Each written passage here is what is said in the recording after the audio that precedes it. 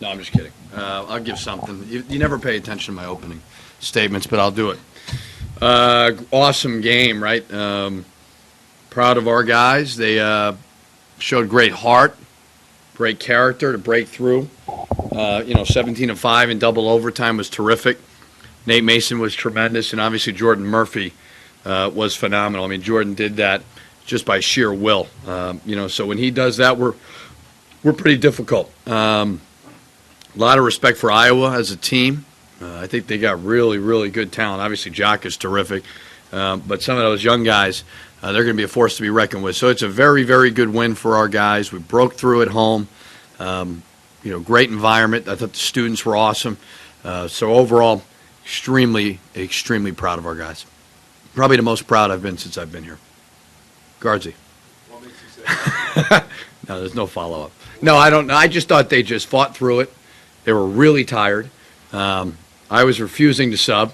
And they squandered a lead, and they fought through it.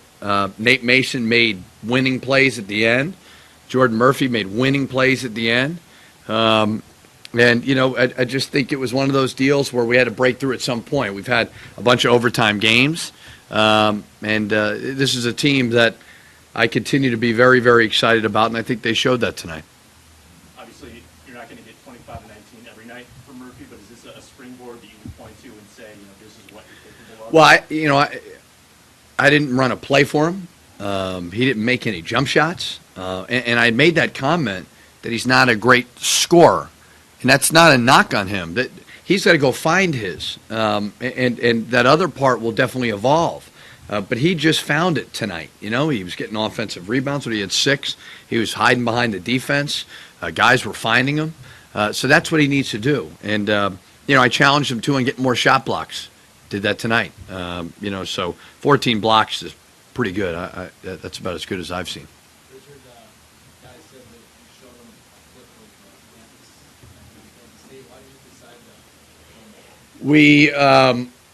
to? We talked about making winning plays, and Frank Mason made a play. It was unbelievable. I didn't watch the game, but he dove into the crowd, into like the 4th row at Kansas State, came back after like 3 passes and stole the ball.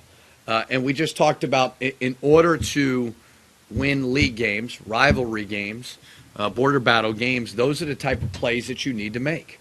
And you're going to be exhausted. You're going to be tired, but you just got to fight through it. And I thought maybe it helped. I don't know.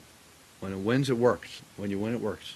Obviously, I've said it all the time, Amir got to go over a little bit, defensively got a big steal, Murphy, those 2 dunks in a row, it seemed like mostly.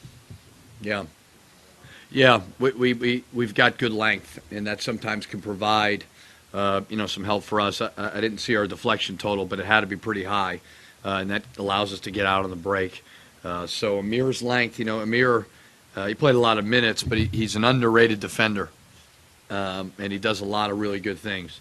So that kind of got that run going for sure. For them to have that kind of energy, late game, second overtime, that kind of shows you how much they. It's a fun team to root for. And I think because we've lost some games at home, I'm not sure the town sees it just yet because we've had probably our best wins on the road.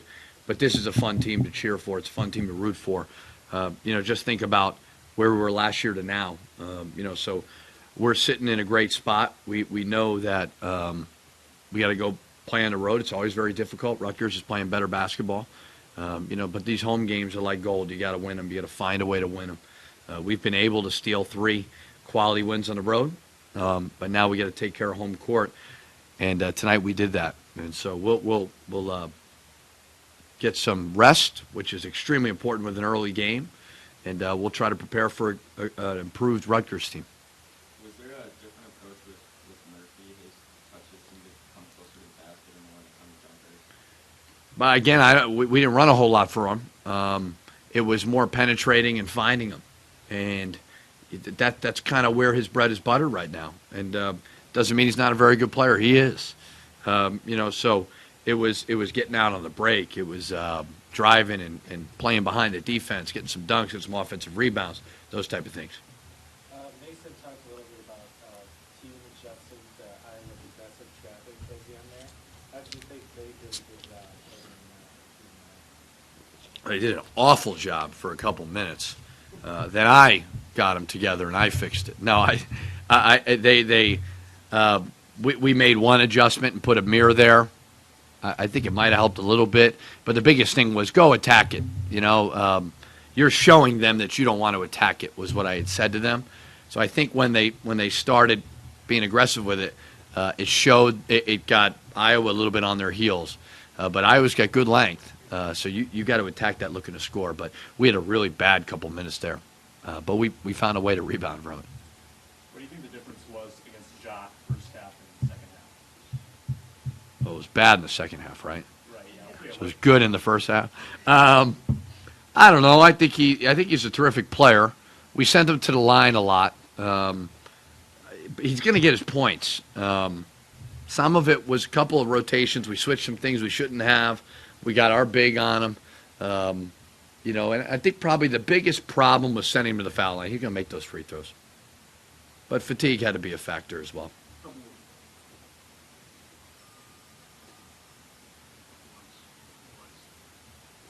Thanks. Have a good night.